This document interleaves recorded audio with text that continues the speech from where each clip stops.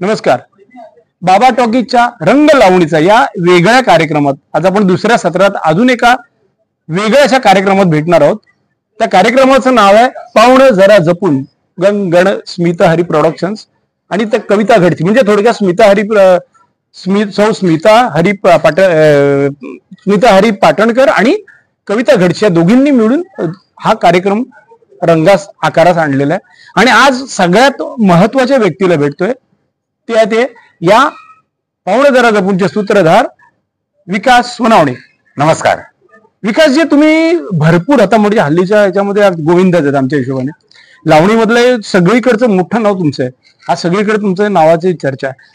तर तुम्हाला कसं वाटतंय सगळे कार्यक्रम एकूण बरं वाटतं काय? फार बरं वाटतंय कारण सुरुवात झाली होती तुम्हालाही चांगलं माहितीये, मालिकांमधून मॉप्सिनमधून क्राऊडमध्ये उभं राहून पथनाट्य, लोकनाट्य, व्यावसायिक नाटकं, नंतर हळूहळू मालिका, नंतर चित्रपट. पण हे सगळं करत असताना ती एक लोककलेची नाळ जी गावापासून जोडलेली होती ती कुठेतरी आतमध्ये होतीच, ती जिवंत होती. ती तिला कुठे बाहेर पडायला जागा मिळत नव्हती. अच्छा. आणि मग काही वर्षांपूर्वी जेव्हा आपल्या मालिका विश्वात नियम आला की काम आज करायचं आणि पैसे 3 महिन्यांनी घ्यायचे, अरे बाप, हा नियम आल्यानंतर मी स्वतःच थांबवलं तिकडे स्वतःला आणि इकडे म्हणलं आजमावून बघूया इथे काही जमतंय का.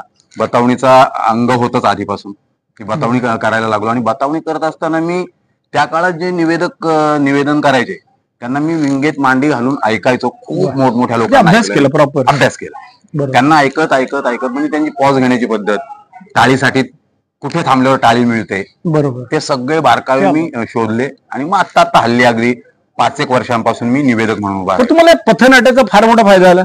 तुम्ही जे लोकांमध्ये घुसायचे, लोकांमध्ये बोलायचं, त्याचा याचा इथे खूप फायदा होतो. नक्कीच नक्कीच नक्कीच. कारण पथनाट्यात तरी किमान आपण आधी ठरवलेलं असायचं. आपणच एक पथनाट्य केलं होतं, त्यात आपण किमान आधी ठरवलेलं तरी असतं की याच्यानंतर हे करूया, त्याच्यानंतर ते होणार आहे, एकमेकांशी असं बोलायचं, हे ठरलेलं असतं. आता इथे लाईव्ह शो करत असताना ऑडियन्स मधून अचानक काही विचारलं जातं किंवा काही कमेंट केली जाते, त्याला आपण तिथे थांबून नाही रिप्लाय देऊ शकत, तिथल्या तिथे रिप्लाय द्यावा आणि तोही योग्य रिप्लाय असला पाहिजे.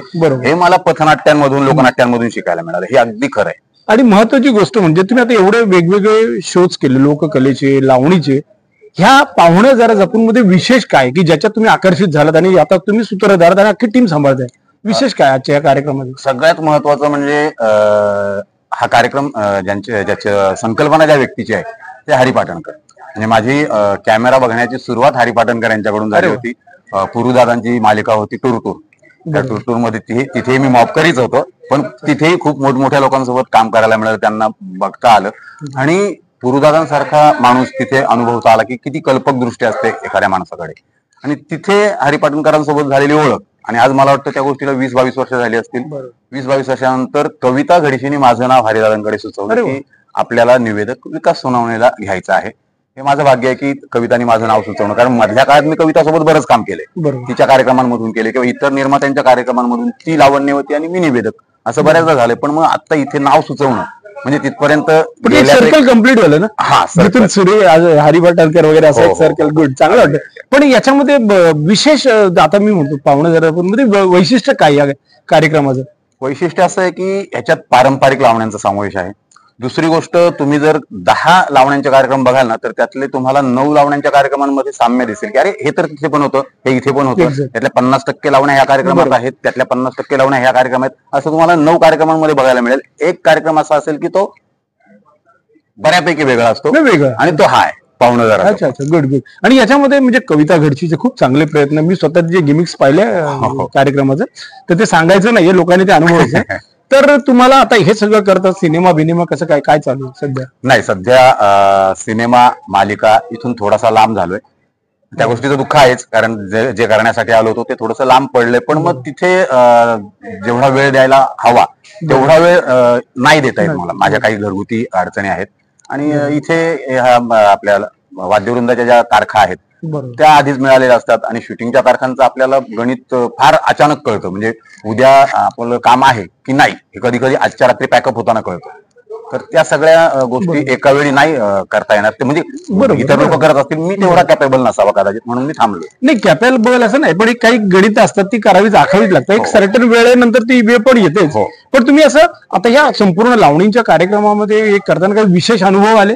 पर्सनलशी अशा अटॅच इमोशनल किंवा असे हास्यास्पद असे काही हास्यास्पद तर बऱ्याचदा येतात ते, म्हणजे पूर्वी बतावणी करायचो तेव्हा उदाहरणार्थ म्हणजे इतर असे अनुभव. उदाहरणार्थ सांगायचं झालं तर मी आमचा आत्ताच एक मित्र वारला, सतीश कोते, तुम्ही ओळखत होता त्यांना. तर तो आणि मी एका ठिकाणी तो निवेदक होता, मी बतावणी करायचो. जसं मगाशी सांगितलं की मी बऱ्याच मोठमोठ्या निवेदकांना ऐकलेलं आहे. तर ती बतावणी करत असताना त्यात माझा साधूचा गेटअप होता, साधूच्या भूमिकेत होतो मी. आणि मला वाटतं सांगली, सातारा वगैरे त्या साईडला कुठेतरी प्रयोग होता. आणि बऱ्याचदा प्रयोगाला काही मंडळी तिकडची पिऊन वगैरे आलेली असतात, हे मी सांगण्याची वेगळी गरज नाही, बऱ्याच लोकांना माहिती आहे.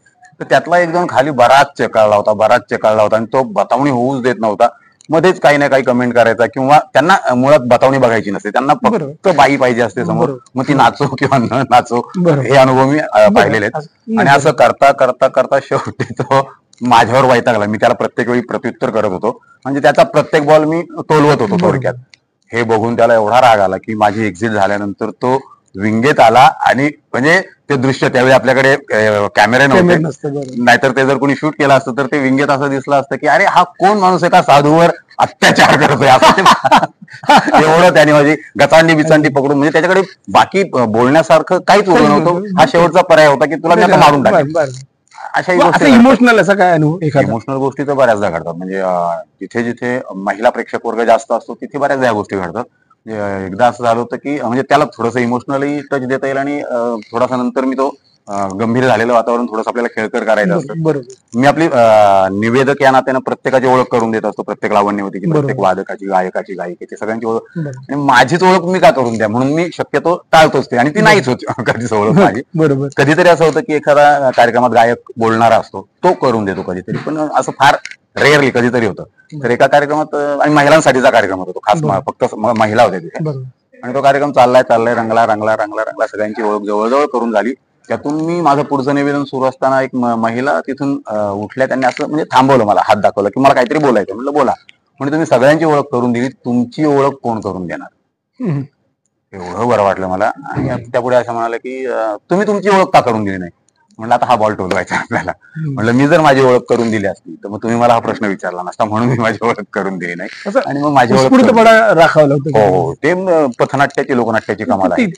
आणि मला वाटतं आता हे खूप चांगलं काय केलं तुम्ही. आता मला वाटतं तुम्ही ह्या आता कार्यक्रमात लोक पाहतीलच तुम्हाला, तर तुम्हाला पुढील संपूर्ण कारकिर्दीसाठी हार्दिक शुभेच्छा. विकास सोनवणे, धन्यवाद.